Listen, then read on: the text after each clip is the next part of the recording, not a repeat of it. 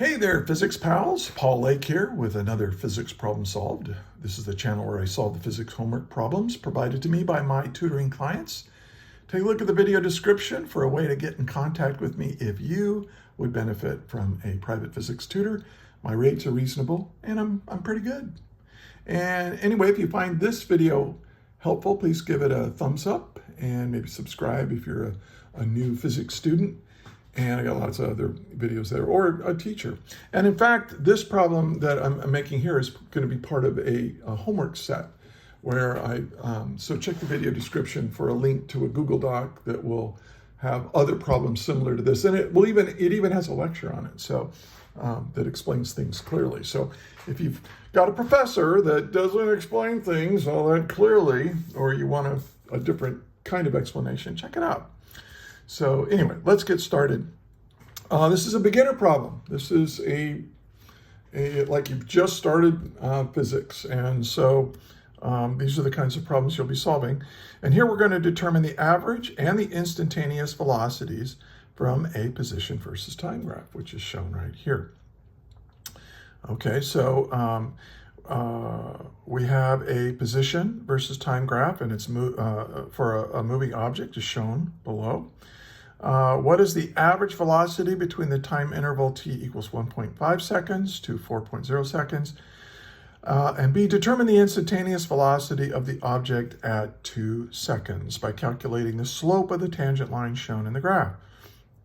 And finally, C, at what time t is the instantaneous velocity 0? And explain how you know. Okay, and so the concepts you need to solve this problem, you need to understand what position is, what displacement is, what average velocity is, and how to calculate instantaneous velocities. And I will be explaining all of these terms in this video as we go, but if you're totally unfamiliar with it, you might want to do some review. And also I suggest right now, pause the video and try to solve this one yourself. It's not a very long problem. And then you can compare your answers with mine. And if you get stuck, just hit play and get unstuck. And hey, let's get started. So here's what's given, is this graph. This is kind of a weird graph because here's the position as a function of time, but it doesn't start at 0. It starts, at 1 second, which you get that sometimes. But this is the behavior spread out over time. Now, one thing to remember when you're looking at a position versus time graph like this, all the motion is along the x-axis, right? So the object started here and it went down and then it came back up. So all its motion is along a single dimension, along this x-axis. But what we do is that as it's moving up and down the x-axis, we spread it out over time, so it makes a curve. So make sure you remember when you're looking at a graph like this, notice that this is this horizontal axis. It's not an x-axis, it's a time axis. So we're taking motion, moving along a one-dimensional line, and we're spreading it out over time. Okay, and so, and now what are we trying to find? Well, for part A, what is the average velocity between the time interval 1.5 to 4 seconds? So we want the average velocity for t equals 1.50 seconds to 4.00 seconds. Okay. And then for part B, determine the instantaneous velocity of the object at 2 seconds. So the instantaneous velocity, I'll just write it as v, and we want it at t equals 2 seconds exactly, right? And then for part C, at what time t is the instantaneous velocity 0? So we want to find t if v, the instantaneous velocity, I'll put an AV if it's an average velocity, but for an instantaneous velocity, I'm just going to call it v equals 0. So we want to know what time is it. See, and also these are vector quantities, so I'm going to put a little v hat or a little vector hat on top of those. Don't really need to do that for one-dimensional motion along an x-axis, but why not? All right, so let's solve this. Now, we want to find the average velocity between these two times, and there is a mathematical model, a definition really, of what average velocity is. So this is for part A. So the average velocity, okay, by definition, is defined to be the change in position x over time. Now this can be a change in position y and change in position z, three-dimensional, it would work, but right now, we're right at the beginning of physics, and we're just dealing with one dimension, the x-axis. All right, and now, what is delta x? Well, anytime you see a delta, that means that's a final minus an initial. Same thing with time. Final time minus initial time. And so what we're going to do now is we're going to read off the graph what these values are. What is, what is the final time? Well, that's given to be 4 seconds. And then the initial time is given to be 1.50 seconds.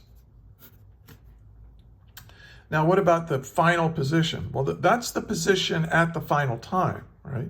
So that means at 4 seconds, I need to find out what my position. So here's 1, 2, 3, 4 seconds. And I read up like right here. And that sure looks like it's at 2, doesn't it? 2 meters.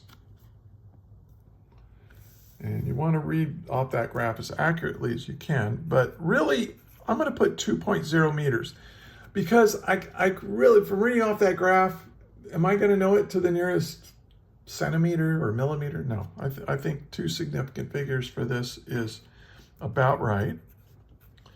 And then what is the position at time 1.5 seconds? So let's take a look. What is my position on the x-axis at 1.5 seconds? So here's 1.5, and I'm going to go up. So 1. And notice now, if you're kind of a little sloppy, or maybe you're going too fast, you might think, oh, it's 8. It's 8 meters, but look, it's a little above 8. It's right about there, isn't it? See how it's a little bit above? And so I might want to come across like that. Now this is 8 and this is 9 right here. So it looks like I'm about 2/10 the way up. So I'm going to say that that's going to be 8.2 meters. Now the thing to keep in mind is that when you're reading, oh, I forgot to, yeah, right here, 8.2 meters. When you're reading off graphs, you're estimating what these values are. I mean, sometimes they're nice and perfect and all that, and this is pretty close, but you want your values to be as close as reasonably possible, okay? So I'm going to say that's about 8.2 at 1.5 seconds. The object was located at 8.2 meters. 8.2 meters in a positive direction away from the origin. That's what position means, right? And when you plug this in your calculator, you have 2 minus 8.2, so that's negative 6.2 divided by 2.5 seconds. When you subtract that, you plug that in your calculator, and when you do, if you round it off, you get, I got, well, you know what, let's just do it, okay? Because I want to show you, if you might be new to using these kind of calculators, right? So 2 minus 8.2 equals, now I'm going to divide it by this, so divide by, but don't forget to use parentheses, 4 minus 1.5, close parentheses, equals. So 2.48. But what I'm going to do is I'm going to round this off. I'm going to call that 2.5. meters per second, right? Meters per second. And that's my answer. Now, if you read 8 instead of 8.2, you might get a slightly like 2.4 meters per second or something like that. And remember that when you especially when you're reading numbers off a graph, that this last digit is an estimate. Like we know we're going at least 2 meters per second, but we're going a little bit faster than that. Now, is it 2.4? Is it 2.5? Is it 2.6? It's somewhere in there. 2.5 is like right in the middle. So this is kind of a guesstimate. Now, if you add digits after this, like let's say somebody, for some reason, they did a calculation and they got 2.4892163, blah, blah, blah. All this stuff right here, it's garbage. It's garbage. I mean, you can use it to round up to 2.5. But all this stuff, you don't know it to this. You don't know it. This is science fiction right here. So don't overdo it. Just because your calculator gives you 9 digits or whatever on the screen doesn't mean that's what you should write down. Okay. Now, what does this negative mean? Well, the negative means is that the average velocity, this object was moving in a negative x direction. So between this time and this time, the object was moving in a direction that's, well, in this graph, it's moving in a negative x direction. And that's what that negative means. So that's why this is a vector, because this indicates the direction, and this indicates the magnitude, and these give us the units that we're using. Okay, let's do the next part, part B. We want the velocity at t equals 2 seconds. Now, the instantaneous velocity v is defined to be the slope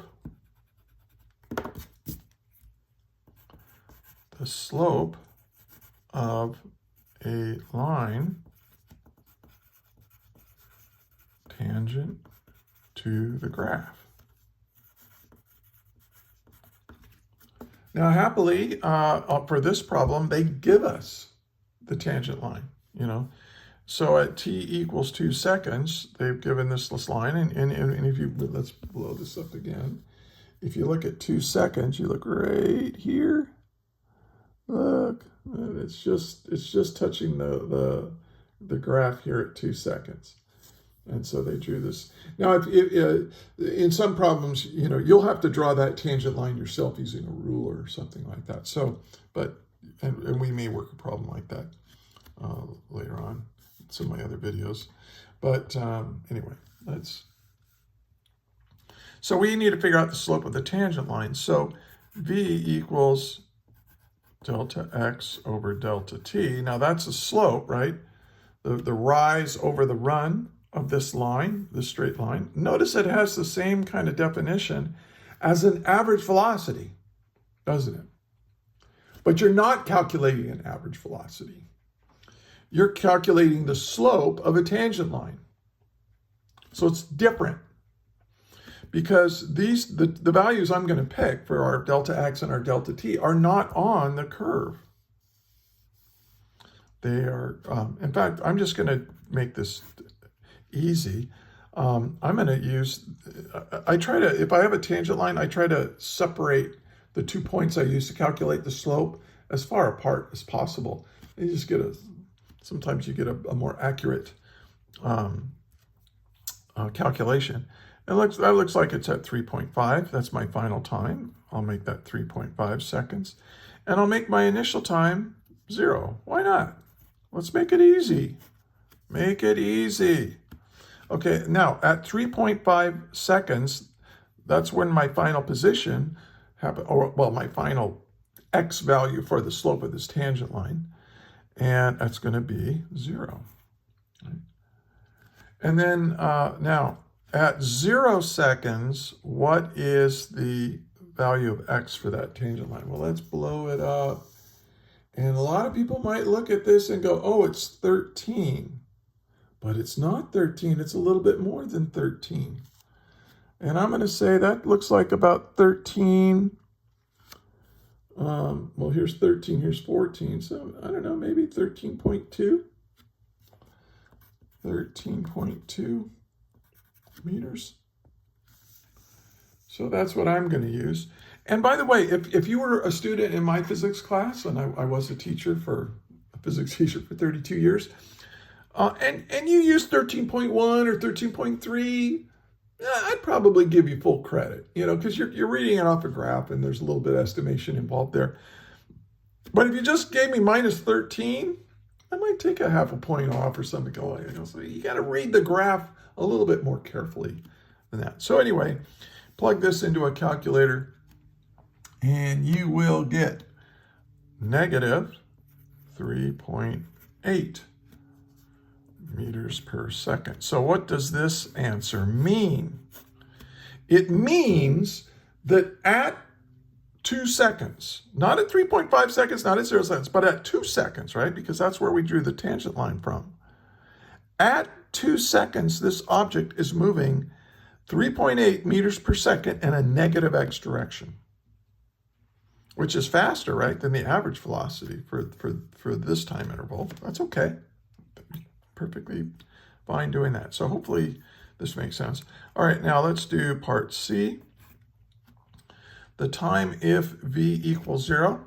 Now, when does v equal 0? Well, v equals 0. Now if v is equal to 0, now that means that the slope of the tangent line is 0. Remember that the instantaneous velocity gives you the slope of the tangent line of the position versus time graph. Well, if the slope is 0, what has a 0 slope? What has a 0 slope is a horizontal line. And so what we want to do is we want this tangent line. Let me show you this. This is kind of cool. So here I'm going to start here, and I'm just going to let the pencil be the tangent. Oh, there we are at 2 seconds. There's my tangent line. But then I keep going ahead in time.